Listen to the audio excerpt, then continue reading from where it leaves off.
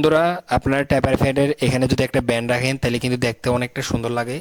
তো এই ধরনের ব্যান্ড কিভাবে করবেন আমি আপনাদের দেখাবো। যদি আপনারা মন দিয়ে দেখেন তাহলে কিন্তু পরবর্তীতে আপনারা অনেক সুন্দর মতো করতে পারবেন।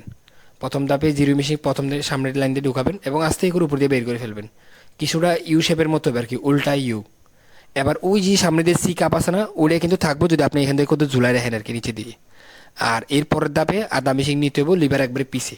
তারপরে নিচে যে গাইডলাইন দিয়েছিলেন গাইডলাইন ফলো করে আপনার এক আঙ্গুল পরিমাণ উপর দিকে উঠতে হবে। ভালো মতো খেয়াল করেন তাহলে বুঝতে পারবেন।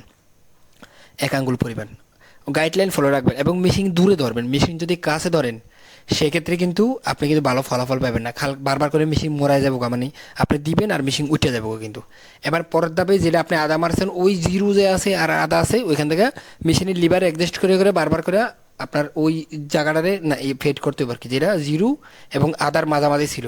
এটা আপনি লিভার কমাইতে পারেন বাড়াইতে পারেন, এটা আপনার পছন্দ মতো। কিন্তু আপনি জিরোটারে বেশি উপরে নিতে পারবেন না, কিন্তু মেশিন কিন্তু আপনার দূরে ধরতে হবে, এই জিনিসটাও খেয়াল করতে হবে।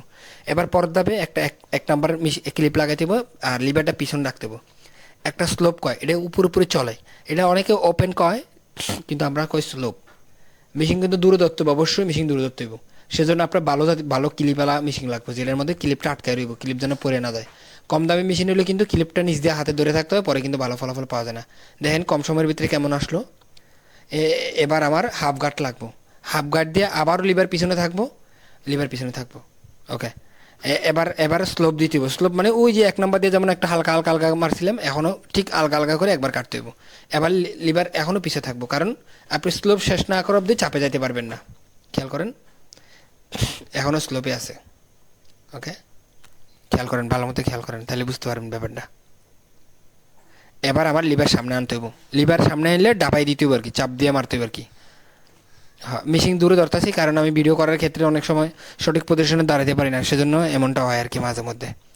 দেখেন, দেখেন ভালো পজিশন চলে আসছে।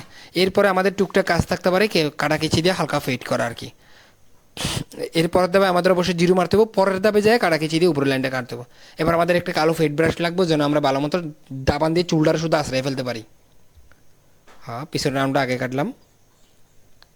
হ্যাঁ, এটা যেন উপর থেকে একটুখানি নিচের দিকে নামতে দেখা যায়, তাহলে কিন্তু ওই ইন্দোনেশিয়ান ফিল্ডে আসবে। ইন্দোনেশিয়ানরা যেমন টেপার ফেট কাটলে যেমন উপর থেকে নিচের দিকে ঘুরে আসে না, ওটা থাকতে হবে। বেশি তোলা যাবে না কিন্তু মোটামুটি ভালোই তুলতে হয়। এবার সামনে সিকাপটা কাটা দাগ। এটা আমার টার্গেট আছে এল শেপ রাখবো বলে আর কি। এল শেপের মতো রাখলে আমার কাছে ভালো লাগে। খেয়াল করেন, আস্তে আস্তে কাটতে হবে। অবশ্যই জিরো পেলা মেশিন লাগবে কিন্তু, নাহলে কিন্তু আপনার কেচি দিয়ে কাটতে হবে কিন্তু। যে মেশিনগুলো কম দার না অথবা ব্লেড কাছাকাছি না, ওগুলা দিয়ে কিন্তু আপনি কাছাকাছি করে কাটতে পারবেন। দেখেন কেমন ফাইন করে চলে আসছে এক চান্সে। দেখেন